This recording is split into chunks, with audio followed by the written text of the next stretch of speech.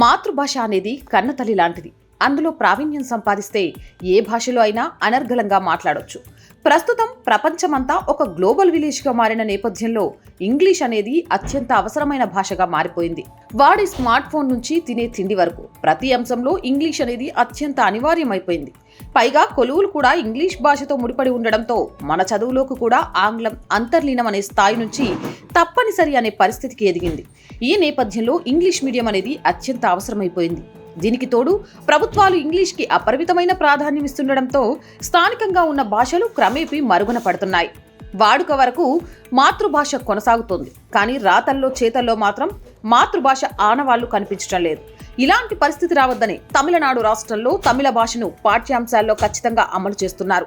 Inter వరకు ఖచ్చితంగా తమిళం చదవాలని, తమిళంలో మెరుగైన మార్కులు సాధించాలని నిబంధనలు కూడా పెట్టారు. అయితే దక్షిణాది రాష్ట్రాల్లో ఈ నిబంధనలు సరిగ్గా అమలు కావడం లేదు. మాతృభాషకు సంబంధించి తమిళనాడు రాష్ట్ర ప్రభుత్వం తీసుకుంటున్న చొరవను మిగతా ప్రభుత్వాలు తీసుకోవడం లేదు. అందువల్లే నిరసనలు పెళ్లిబుక్కుతున్నాయి. తాజాగా అలాంటి సంఘటన కర్ణాటక రాష్ట్రంలో జరిగింది. దీంతో ఆ ప్రాంతమంతా ఒక్కసారిగా ఉద్రిక్తంగా మారిపోయింది. కర్ణాటక రాష్ట్రంలో సాధారణంగా ఐటీ పరిశ్రమలు ఎక్కువగా ఉంటాయి. అందువల్లే ఈ ప్రాంతాన్ని దేశ ఐటీ రాజధాని అని పిలుస్తారు. బహుళజాతి కంపెనీలు ఇక్కడ కార్యకలాపాలు సాగిస్తున్న నేపథ్యంలో ఉద్యోగ, ఉపాధి, చదువుల కోసం ఇతర ప్రాంతాల నుంచి ప్రజలు ఎక్కువ సంఖ్యలో ఇక్కడికి వస్తున్నారు.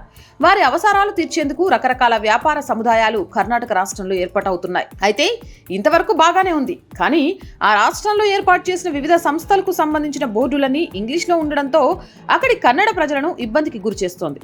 మా ప్రాంతాల్లో కార్యకలాపాలు సాగించుకుంటూ మా భాషలో కాకుండా ఇంగ్లీష్లో బోర్డులు ఏర్పాటు చేయడం ఏంటని అక్కడి కన్నడ భాష అభిమానులు ప్రశ్నిస్తున్నారు. అదేవిధంగా ఈ విధానానికి చరమగీతం పాడాలని కొంతకాలంగా వారు వివిధ రకాల సమావేశాలు నిర్వహించారు. ప్రభుత్వానికి వినతులు కూడా చేశారు. అప్పటికి ఉపయోగం లేకపోవడంతో వారు తమ విశ్వరూపాన్ని చూపించారు. కర్ణాటక రాష్ట్రంలో అధికార భాష కన్నడ బోర్డులు లేకుండానే వ్యాపారాలు చేయడంపై కర్ణాటక రక్షణ వేదిక ఆధ్వర్యంలో బుధవారం భారీ ర్యాలీ నిర్వహించింది. అంతేకాకుండా విమానాశ్రయ సమీపం ఉండే సాదహల్లి టోల్గేట్ నుంచి కన్నడ రక్షణ వేదిక నేతలు ర్యాలీ నిర్వహించారు. పలుచోట్ల ఆంగ్లంలో ఉన్న బోర్డులను ధ్వంసం చేశారు. అయితే కర్ణాటక రక్షణ వేదిక అధ్యక్షుడు నారాయణ గౌడ్ తీవ్ర నిరసనకు సిద్ధమవుతుండగా కార్బన్ పార్క్ పోలీసులు అదుపులోకి తీసుకున్నట్లు తెలుస్తోంది. ఈ క్రమంలో ఆయన విలేకరులతో మాట్లాడారు. కర్ణాటక రాష్ట్రంలో కన్నడ భాషను హీనపరిచే కుట్ర జరుగుతోందని ఆరోపించారు. కార్పొరేట్ కంపెనీలు కన్నడ భాషను విస్మరిస్తున్నాయని ఆరోపించారు. నిబంధనల ప్రకారం 60% సైన్ బోర్డులు కన్నడలో ఉండాలని ఆయన డిమాండ్ చేశారు. కర్ణాటక రాష్ట్రానికి సంబంధించి భాష, నేల, నీరు విషయంలో కర్ణాటక రక్షణ వేదిక ఆధ్వర్యంలో పోరాటం చేస్తామని ఆయన హెచ్చరించారు.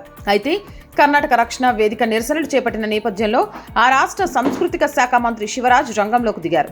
జనవరి ప్రారంభంలోనే కన్నడ భాషా పరిరక్షణ సభ జరుపుతామని, 60% బోర్డులు కన్నడలో లేకుంటే కఠిన చర్యలు తీసుకుంటామని హెచ్చరించారు. సహజంగా కర్ణాటక రక్షణ వేదిక చేసిన నిరసన కొంతమందికి కంటివింపుగా ఉన్నప్పటికీ మెజారిటీ ప్రజల్లో ఆలోచనను రేకెత్తించింది. ఎందుకంటే కార్పొరేట్ చదువుల వల్ల స్థానిక భాష క్రమేపీ మరుగున పడుతోంది. ఇది అంతిమంగా మాతృభాషను సొంత ప్రజలకు దూరం చేస్తుంది. మరి ఇలాంటి ఉద్యమాలు తెలుగు రాష్ట్రాల్లో ఎప్పుడు వస్తాయో.